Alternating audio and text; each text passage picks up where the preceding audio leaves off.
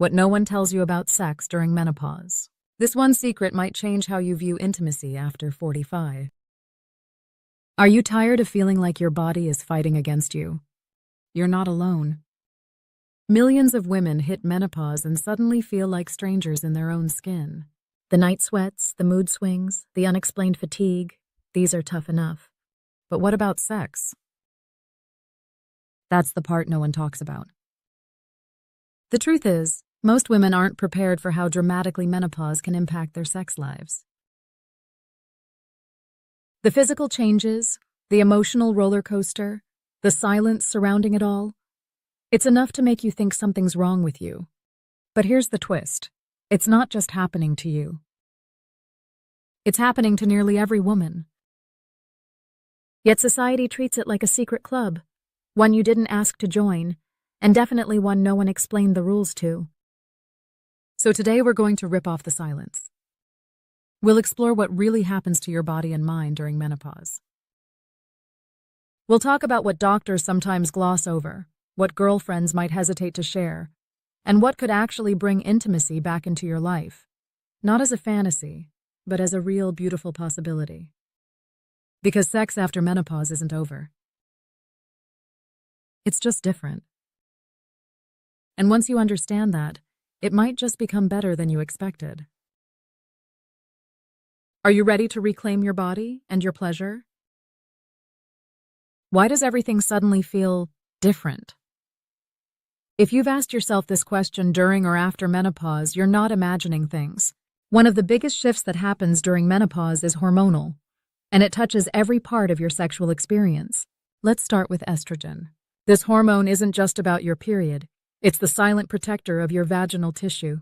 As estrogen levels drop during menopause, the vaginal walls become thinner, less elastic, and less lubricated. The result? Sex can go from pleasurable to painful, and fast. You might notice burning, itching, or a feeling of tightness. For some women, intercourse becomes so uncomfortable, they start avoiding it altogether. And then comes the guilt, the confusion, the distance in relationships. But here's the thing, it's not your fault, and it's very common. Estrogen also affects blood flow to the pelvic region.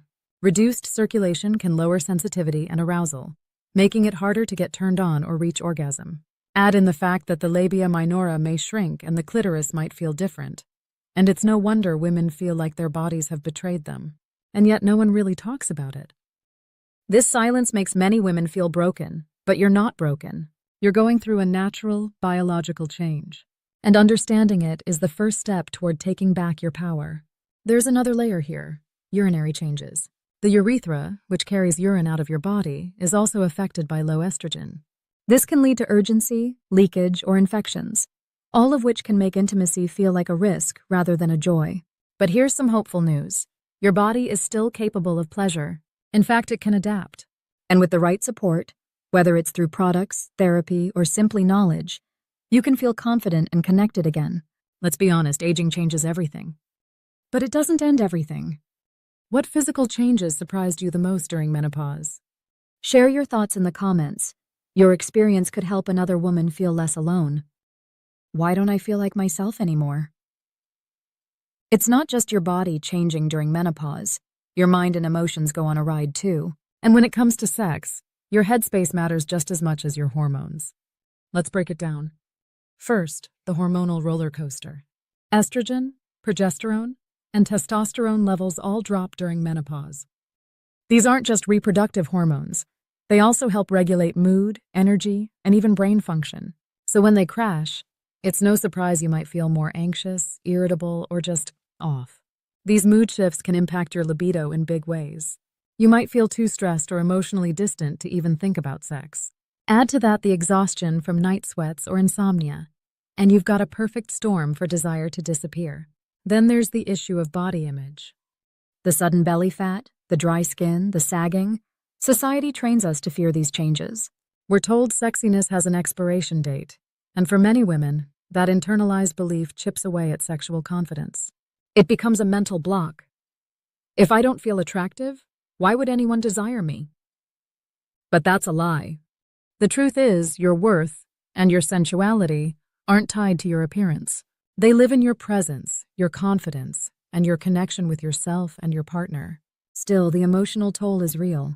Some women face grief during menopause, not just for their fertility, but for the version of themselves they once knew. That grief is valid, and it takes time to work through. But here's the silver lining. Many women come out of this emotional fog stronger, wiser, and more self-aware. They stop performing and start living for their pleasure. So take a breath. You're not crazy, lazy, or broken. You're evolving. And you're allowed to ask for help, whether that's a therapist, a support group, or even just a friend who gets it. How has menopause affected your mindset around intimacy? Drop a comment. We're in this together. How do I tell my partner things are different now? One of the hardest parts of navigating sex during menopause isn't just what's happening inside your body. It's figuring out how to talk about it, especially with the person you're supposed to be closest to. But here's the truth. Silence creates distance, and vulnerability builds bridges. For many women, changes in libido or discomfort during sex can feel embarrassing to admit. You might worry your partner will feel rejected or confused. Maybe you're scared of seeming broken or old. But here's what most partners actually want: honesty and connection. Start with a simple truth. Things are changing for me, and I want us to talk about it. This opens the door to a conversation, not a confrontation. It lets your partner know it's not about them doing something wrong. It's about you trying to adapt to something new. If your libido has dropped, explain it gently. Let them know it's not about a lack of love or attraction, but that your body and hormones are shifting. You can even bring humor into it, because sometimes laughter helps take the weight off heavy topics. Also remember that intimacy doesn't always mean intercourse. Rediscovering touch, cuddling, massage, or just laying skin to skin can be deeply healing. Relearning each other in this new chapter can actually deepen your bond. And if your partner's libido is different from yours, that's normal too. Mismatched desires happen at every age. The key is staying curious, not judgmental. Try exploring new ways to meet each other halfway, whether it's scheduling time for intimacy or experimenting with new forms of pleasure. Don't forget, couples therapy or sex therapy isn't just for people in crisis. It can be a powerful way to open up communication and reconnect. Have you had the talk with your partner yet? If so, what worked or didn't work for you? Your insight could help someone else find the courage to start that conversation. Wait, there are actually treatments for this? Yes, and more than you might think. Many women suffer in silence during menopause, thinking discomfort during sex is just something they have to deal with. But the truth is, there are real, science-backed solutions that can make a huge difference. Let's start with something simple: vaginal moisturizers and lubricants. These aren't your teenage drugstore lube. Modern formulations are designed specifically for menopausal dryness. Vaginal moisturizers, used regularly, not just during sex, can help restore hydration to vaginal tissues. Water-based or silicone-based lubricants reduce friction and make intimacy comfortable again. Choose one without harsh chemicals or fragrances. Then there's localized estrogen therapy. Unlike full-body hormone replacement therapy, HRT, these treatments target just the vaginal area. Think creams, tablets, or estrogen rings. They rebuild tissue, restore moisture, and even improve elasticity. They're low dose and often considered safe for long-term use, even for women who can't use systemic HRT. Always consult your doctor, but don't let fear keep you from asking. Speaking of HRT, let's address the elephant in the room. For years, hormone replacement got a bad rap. But newer studies show that for many women, especially those under 60 or within 10 years of menopause, HRT can be a safe and effective way to relieve a range of symptoms, including hot flashes, mood swings, and yes, sexual dysfunction. But what if you want to go hormone-free? There are options for that too. Therapies like Familift, a laser treatment for vaginal rejuvenation, or pelvic floor physical therapy can help strengthen muscles, increase blood flow, and restore confidence. Yes, pelvic PT is a thing, and it works. These therapists specialize in the muscles that support your bladder, uterus, and vagina. You'd be amazed at how much they can help with pain, incontinence, and even arousal. Let's not forget about testosterone. It's not just for men. Low-dose testosterone therapy has been shown to help some women regain libido and sexual satisfaction. Again, it's not a blanket solution, but it's worth discussing with a menopause-informed provider. And finally, mental health matters. If your libido is low due to anxiety, depression, or emotional disconnect, no physical solution alone will work. Talking to a therapist who understands menopausal changes can be a game changer. Your mind and body are a team. Here's the takeaway. You don't have to settle. You don't have to suffer. And you definitely don't have to feel shame. Medicine is catching up. Conversations are opening up. And you have the right to advocate for your pleasure and well-being. Have you tried any treatments that helped or didn't help you? Share your story in the comments. Someone else might be looking for exactly the advice you have to give. Is it possible to feel sexy again at this age?